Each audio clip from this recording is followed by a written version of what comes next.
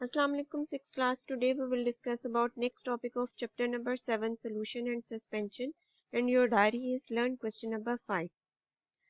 हमने previous lectures में discuss किया था types of solution को. हमने types of solution को discuss किया था on the basis of the state of solute and solvent. Solute और solvent की स्टेट के अकॉर्डिंग हमने सोल्यूशन को डिफरेंट टाइप्स में डिवाइड कर दिया था.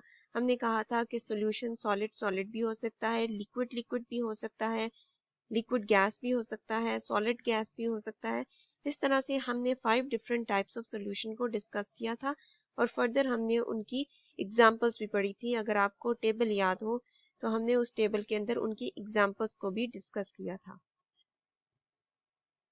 हमने जितनी भी प्रीवियस टॉपिक के अंदर टाइप्स ऑफ सॉल्यूशन के अंदर टाइप्स पढ़ी थी सॉल्यूशन, वो हमने वहां पर सॉल्यूशन को डिवाइड किया था on the basis of the state of solute and solvent.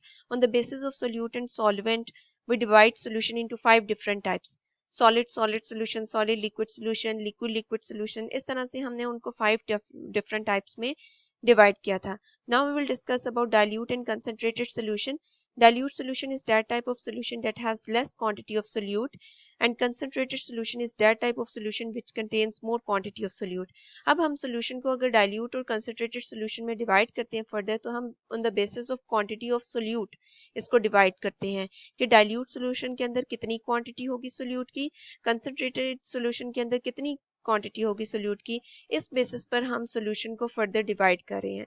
Dilute solution basically एक ऐसा सोल्यूशन होता है जिसके अंदर सोल्यूट की क्वांटिटी, सोल्यूट की अमाउंट लेस होती है, और कंसंट्रेटेड सोल्यूशन एक ऐसा सोल्यूशन होता है जिसके अंदर more quantity of solute particles मौजूद होती हैं, ज्यादा क्वांटिटी में सोल्यूट पार्टिकल्स मौजूद होते हैं.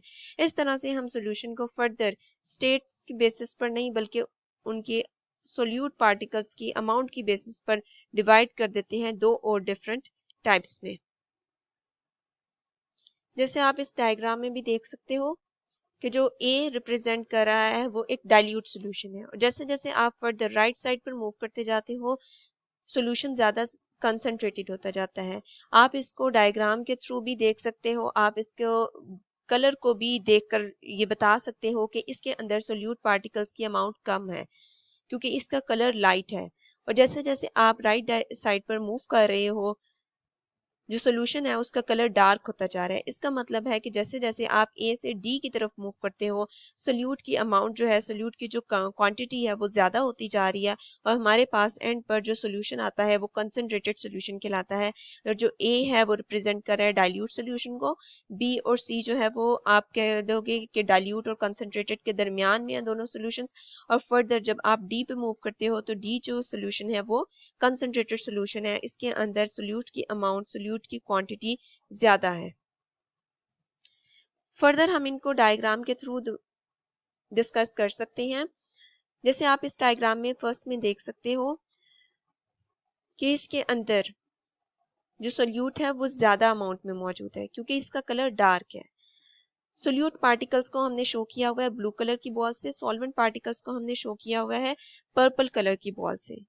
ये एक कंसंट्रेटेड सॉल्यूशन है. इसका अगर हम पार्टिकल मॉडल देखते हैं, इसके पार्टिकल्स को अगर हम देखते हैं तो आप देख सकते हो कि इसके अंदर सोल्यूट पार्टिकल्स भी ज्यादा अमाउंट में मौजूद हैं और सॉल्वेंट पार्टिकल्स भी उतने ही मौजूद हैं, यानी सोल्यूट पार्टिकल्स लेस अमाउंट में मौजूद नहीं है.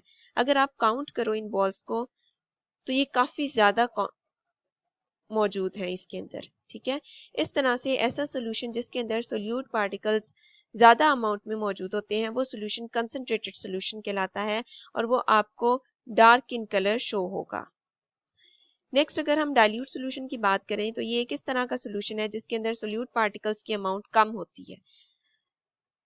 इसके अगर आप पार्टिकल मॉडल को देखो तो आपको इस मॉडल के अंदर ये शो होगा कि देखो सोल्यूट पार्टिकल्स जो हैं वो बहुत कम नंबर में मौजूद हैं. अगर आप इनको काउंट करो तो आप इजीली काउंट कर सकते हो 1 2 3 4 5 6, सिर्फ 6 सोल्यूट पार्टिकल्स मौजूद हैं और बाकी तमाम के तमाम सॉल्वेंट पार्टिकल्स मौजूद हैं. इस तरह से ये सोल्यूशन डाइल्यूट सोल्यूशन कहलाएगा क्योंकि इसके अंदर सोल्यूट पार्टिकल्स की अमाउंट बहुत कम है और सॉल्वेंट पार्टिकल्स की अमाउंट ज्यादा है. Now open your books, page number 70, dilute and concentrated solution. A solution with less quantity of solute is called a dilute solution. ऐसा सोल्यूशन जिसके अंदर लेस क्वांटिटी में सोल्यूट मौजूद होता है, क्वांटिटी मतलब अमाउंट, मिकदार, लेस क्वांटिटी में सोल्यूट होगा वो डाइल्यूट सोल्यूशन कहलाएगा। A solution with more quantity, ऐसा सोल्यूशन जिसके अंदर सोल्यूट पार्टिकल्स की मिकदार ज्यादा होती है, उनकी अमाउंट ज्यादा होती है, वो कहलाता है कंसंट्रेटेड सोल्यूशन।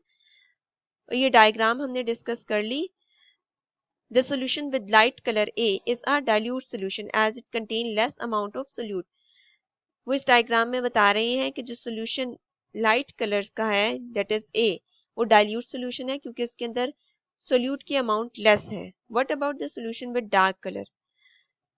आप डी जो रिप्रेजेंट कर रहा है जिस सोल्यूशन को, आप उस सोल्यूशन के बारे में क्या कहते हो कि वो किस तरह का सोल्यूशन होगा, वो डाइल्यूट सोल्यूशन है या कंसंट्रेटेड सोल्यूशन है? बेसिकली आपको इस कलर से ही शो हो रहा है कि उसके अंदर सोल्यूट पार्टिकल्स की अमाउंट ज्यादा है, इसलिए ये एक कंसंट्रेटेड सोल्यूशन होगा।